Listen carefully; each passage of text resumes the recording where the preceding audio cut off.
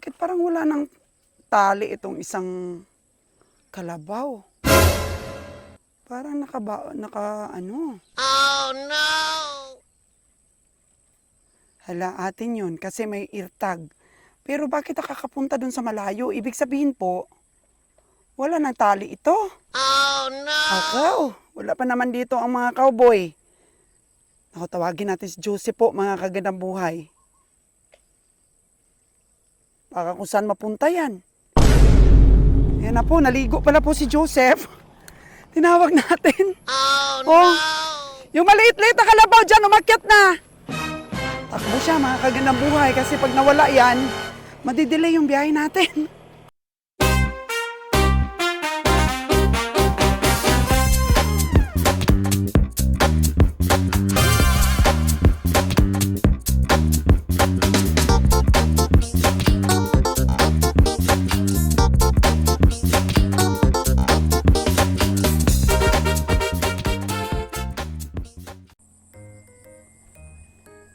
Ito po yung iba nating kalabaw. Ewan ko bakit din nila pinapaliguan ito. Ito, maraming tubig. May mga kangkong pa. Ito po yung mga kalabaw natin. So, panalangin ko lang po mga kagandang buhay. Tulungan niyo po ako manalangin na okay naman itong biyahe ngayon namin ng kalabaw. Oo. Ano, hala. Ang dami kasing damo kaya busog na busog yung mga kalabaw natin. Busog, oh. Tignan mo yung nakain niya, oh. Naubos niya dito banda.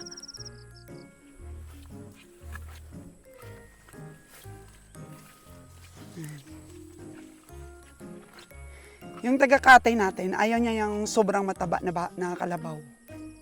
Oo. May kangkong ditong area, oh. Uy, bakit parang wala ng tali itong isang kalabaw? Parang ano. Oh no! Hala, atin yun kasi may eartag. Pero bakit nakakapunta dun sa malayo? Ibig sabihin po, wala ng tali ito. Oh no! Akaw, wala pa naman dito ang mga cowboy. Tawagin natin si Joseph po, mga kagandang buhay. Baka kung saan mapunta yan. Yan na po, naligo pala po si Joseph. Tinawag natin. Oh, yung maliit-liit na kalabaw dyan, umakyat na. Oh no! Takbo siya, mga kagandang buhay, kasi pag nawala yan, madidelay yung biyahe natin. Buti po napansin ko na wala ng tali. Oh. Bakit nalaman kong walang tali? Kasi, ano na siya eh. Alayo na ng pinuntahan eh. Check mo muna, Sep. Minsan kasi, nawalan kami ng kalabaw dito. Naku, ang kalabaw, mga kagandang buhay, pag nakawala. Maano yan, matalino. Oh no! Minsan, naglulublob sa ganyan, no? Sa may sapa. Tapos pati buong katawan niya, pati sungay, lulublob niya. Hindi namin nakikita. Yan, yan ba yun, Sep? Tingnan mo kasi umakyat dyan, banda. Ayun na, ang ating mga cowboy dumating na. Sinigawan na natin sila na nakawala yung ano natin, kalabaw natin. Oh no! Ayun na si Joseph, oh, ayaw magpa-ano sa kanya. Ayaw magpahawa kasi nga, nabigtas yung tali sa may ilong. Oo.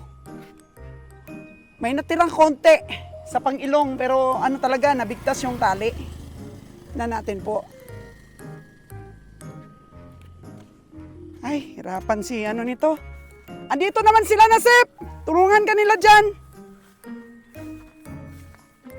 May pang-ilong pa na natira? Oh, meron pang pang-ilong. Oh, naputol daw talaga ang tali. Oh no! Tingnan nyo mga kagandang buhay, ang kapal na ng dito. Ng damo, may mga may mga napir na tumutubo. Yan, meron na namang rescue doon. Oh, ang ating mga cowboy dyan na. May rescue tayo. Naku, takbo si Joseph, oy. Oh no! Kasi kung hindi yan, mawala yan, ako madidelay po ang biyahe sa kakahanap. Nangyari na po sa amin yan. Kaya aware na aware po ang ating mga cowboy na ayusin talaga yung mga tali natin mga hayop. O, nabisi na yung ating mga cowboy sa paghuli sa isang kalabaw. Nabisi na sila. Ah. Yan natin. Oh, may mga security po na gusto tayong makausap. Siguro babawal na naman dito yung mga hayop. Ibabawal na naman siguro ito. Oh no! Natin, kausapin po natin sila po, mga kagandang buhay. Kasi ano po ito ng San Miguel eh. Baluarte din po ito. Pero yung nirerentahan natin dito, hindi nila binenta yung lupa nila sa San Miguel. Kaya nakaka-rent. Pero pinagbabawal na po talaga ito dito ng pamunuan. So, sige, usapin natin po yung mga security guard dito kung ano po yung bawal at ano po yung pwede. Diba? Para walang gulo, tahimik at matiwasay ang ating negosyo. Yan. Nabisi sila, bagong paligo pa naman si driver natin.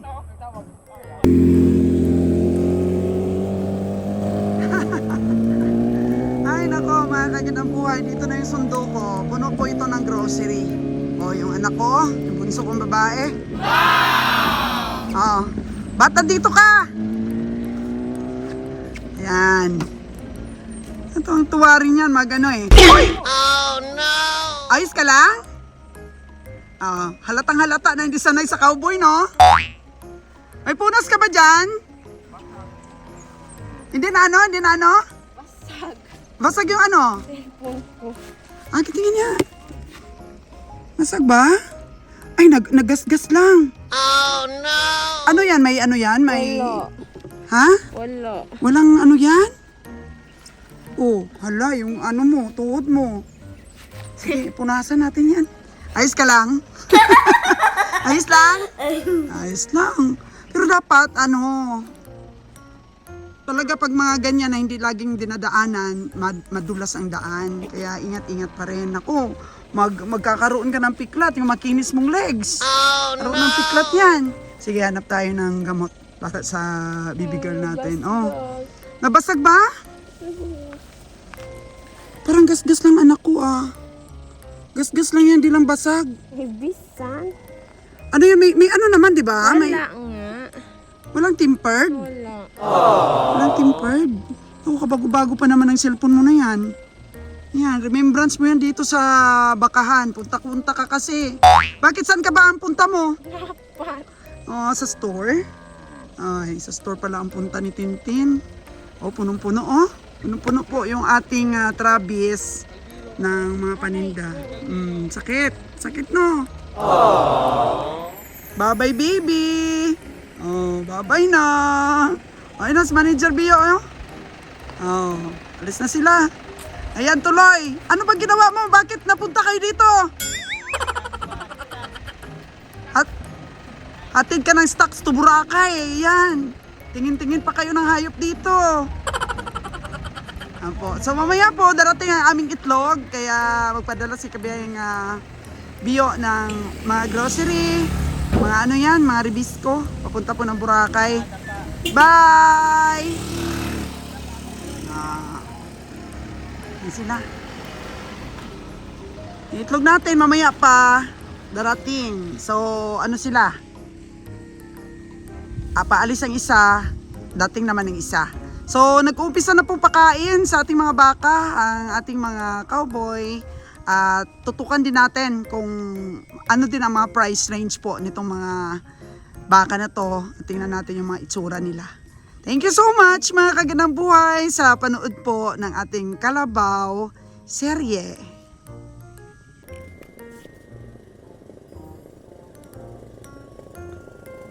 Ito po yung ating mga baka, mga kagandang buhay, at nangumpay na nga ang ating mga cowboys para po mabigyan ng kahit kaunting mga damo ang ating mga baka. Dahil ikakarga na po natin sila mamayang 2:00 ng hapon at ang time check pa lang po natin ngayon 9:00 ng umaga.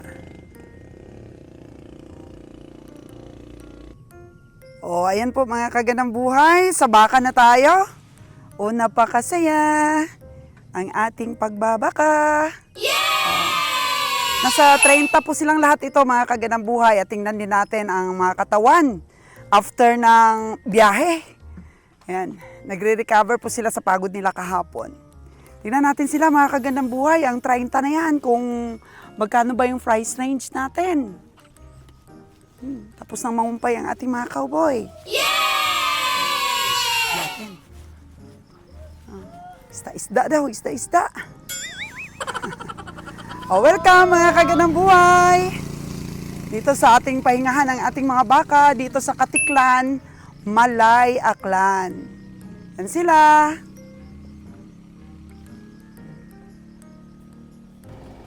O mga kagandang buhay, may nakakotse na gustong bumili ng baka. Tingnan natin kung bibili nga sila. Parang ako pa yatang interviewin ngayon Oh. Naan sila, na-amaze sila. Ang daming baka dito Sabi nila, amaze sila. Natin kung anong kailangan nila po, mga kagandang buhay. Para mag-price reveal na po tayo dito sa ating mga pinamili. So, ayan po mga kagandang buhay. Nakitsikading tayo. Konti. Oo. Ito yung mga baka natin.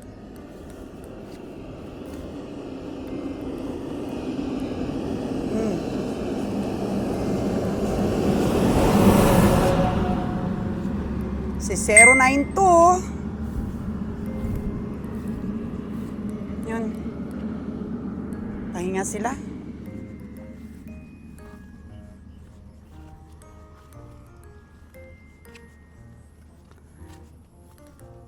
Kanina pinuntahan tayo ng guard, mga kagandang buhay. Kasi bawal daw dun sa may pahingahan ng kalabaw natin.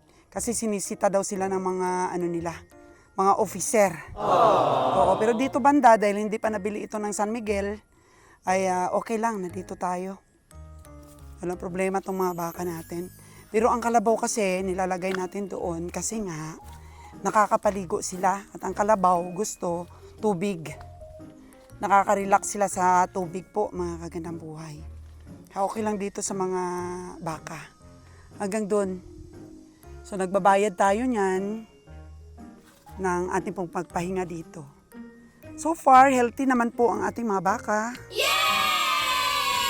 Ito po ang importante, makapahinga sila para mamaya tawid sila hanggang Cavite. Kung magkarga tayo ng alas 2 ng hapon sa kanila, minsan alas 8 ng gabi ang kanilang sakay.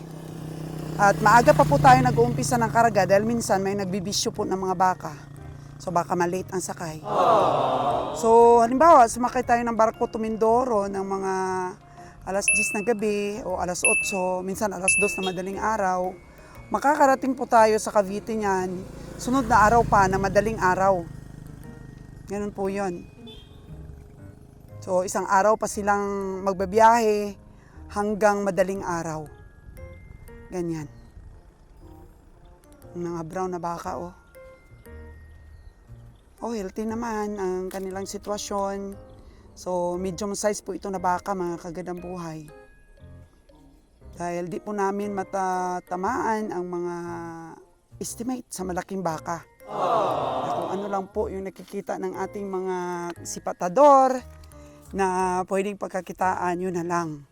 Pero kung masilan po ang ating dinideliveran, edi wala siyang baka. Oh no! Kasi hindi naman madali ang pamimili ng baka. Yung puti na baka na yan, nabili ni Kabeng Nalunyan sa La Libertad. Wow! Mukhang ano yata yan? 58K?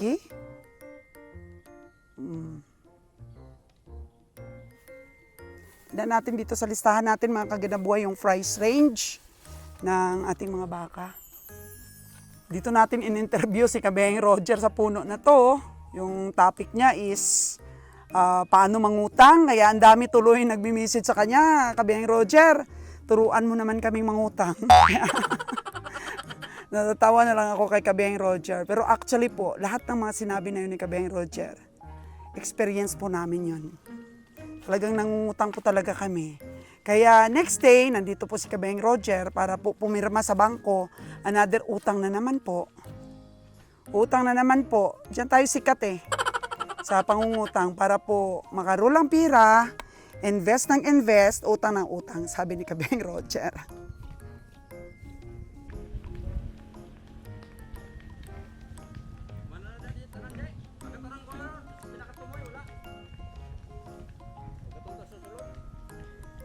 O, second trip na po ito nila Michael sa pagpangumpay. Marami pang kumpay doon sa taas, Kel.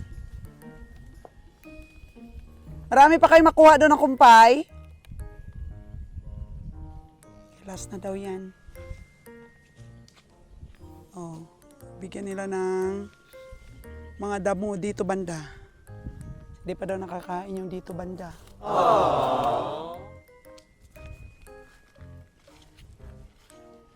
Alam mo, hapis na hapis ang tiyan. Di pa pala ito nakakain sila.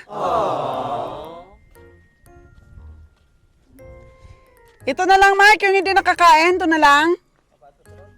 Meron pa doon sa loob. Ay, hindi nakakain. Rico, marami pang kumpay doon. Makukuha. Meron pa daw. Ayan o, kung ano-ano na lang ng mga kumpay, oh. Basta makakain lang po ang ating mga baka.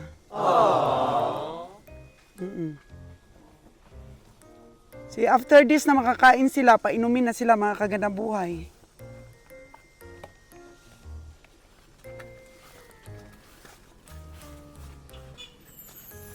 Oh. Kahit pa kunti-kunti lang ah. Kasi pagdating nila doon sa Cavite, marami din silang mga kumpay doon. O, kainin naman, pakainin bago muna isabak sa katay, pahinga muna ang mga baka natin doon.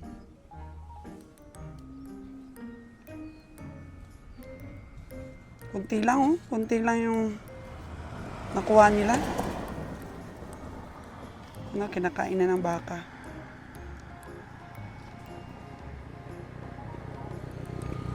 So, ang price range po ng mga nabili ni Kabayang Roger sa dito po sa listahan niya, Libertad. May 78,000 silang nabili. 47, 43, 53, 44, 43, 57, 48. Yun na lang po ang mga presyo ng mga baka na binibili nila ngayon. Kasi nga, di ba, mga kagandang buhay sa mga previews namin ng mga vlogs. Kahit kayo nakapagsabi rin na, nako, hindi natatamaan nila kabiyahe yung mga malalaking baka. Tumubo sana kami sa mga medium sizes, hinila naman ng malaki. Yung tubo namin sa mga medium, ayun, nakuha din ng mga malalaki kasi lagpok talaga yung mga recovery. Oo. Kaya ito, may gulang na ito, mga kagandang buhay, oh. May ano na to, may resistensya na para sa mahabang biyahe. Sinalo naman po, nakabili ng 7 ulo. Yung dalawa, 95K. Tapos meron siya nabiling 42. May 57, may 54, may 36. Ayun. Yan lang po ang nabili ni Kabiyahing Nalon. Yung mga old stock po eh. 6 po yung old stock na pinatining. Yun po ang nadala ni Kabiyahing Roger. Pinadala. Kaya Kabiyahing Winnie naman, 5 lang ang nabili niya. 40 mil, 53, may 40, may 33, may 46.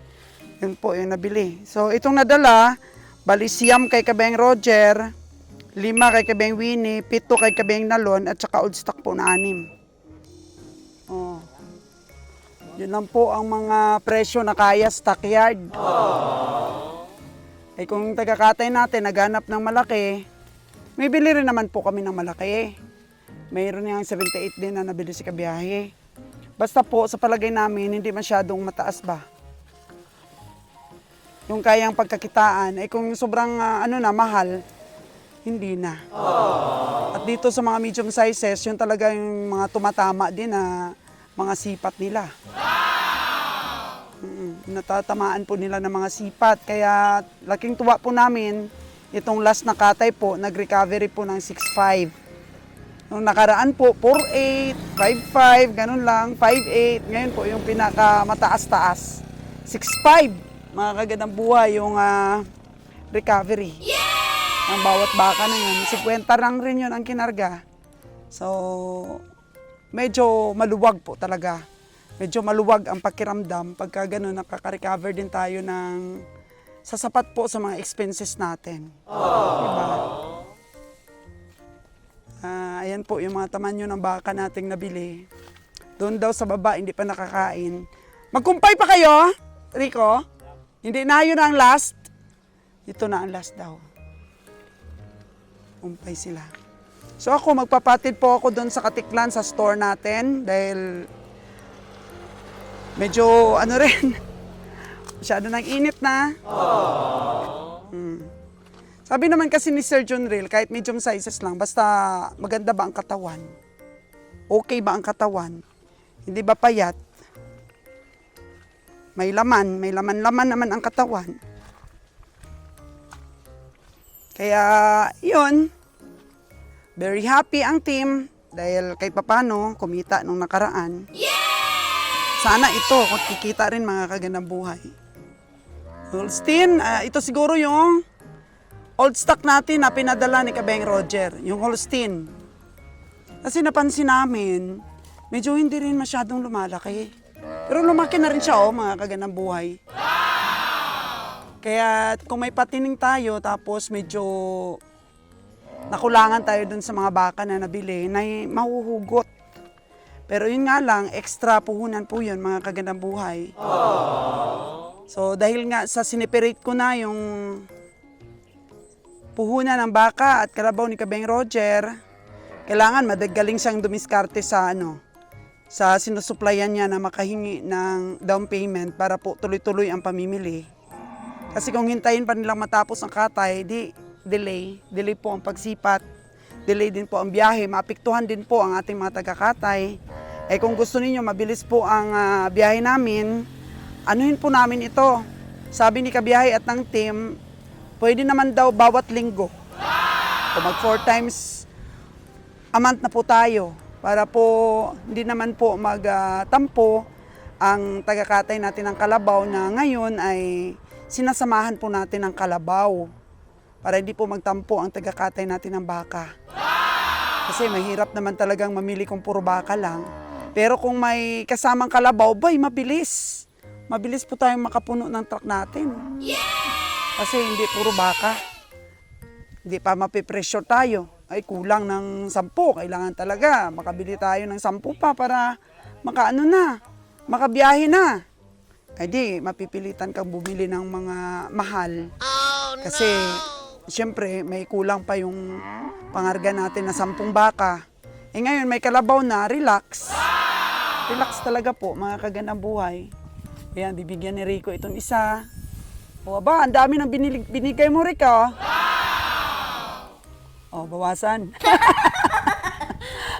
Bawasan. Para maibigay din sa isa. Oo. Diba, naka-relax sila. 4 na sila kahapon dumating Ibisa na mga 9 o'clock. Wala, sira yung truck natin. Andakin na ng gastos natin sa truck. Kasi nung umuwi ang truck dito, napansin na kaagad na walang hangin yung brake. Ano na yan? Pinaayos na. Tapos sira ulit, tapos pinaayos ulit. Hanggang nakarating po doon sa natin, sa kubo. Tapos nung bandang babiyahe na, pinaayos ulit para sigurado. At sa awa ng Diyos, nakarating naman po silang ligtas dito. Sabi ko kay Joseph, kailangan marunong mamatyag sa truck niya para hindi madisgrasya po ang ating truck. So, ito po yung Holstein. Ang Holstein talaga kasi malakas kumain yan. Kaso lang, pag naubusan na tayo ng ikakarga, siyempre, bi-withdraw natin talaga. Yung medyo mahina-hina tumubo, o yung medyo mahina-hina kumain. Ganyan. Yung natira doon, sobrang lakas kumain ng mga Holstein para mabilis lumaki. Sulit din po ang oras ng pag-alaga at pagsweldo natin sa mga tauhan natin doon. Ito, Rico, na nakakain na ito ditong parang brown. Kumain na siguro ito. So mamaya, anuhin natin, painumin. Para complete na, at least kahit papano, nakakain ng konti, nakainom, di kuha yung pagod nila tsaka uhaw. Ngayon po mga kaganang buhay, sumisipat na naman ngayon sila Kabeng Roger, si Nalon at si Winnie. Mas lalo po silang tumibay mga kaganang buhay kasi subok na ng panahon. Actually, hindi nagpahinga itong pamimili namin. Ako lang po yung medyo nagpahinga sa pag-vlogs. Oo, pero tuloy-tuloy to nung hindi ako nagba-vlogs. Tuloy-tuloy po yung pamimili nila.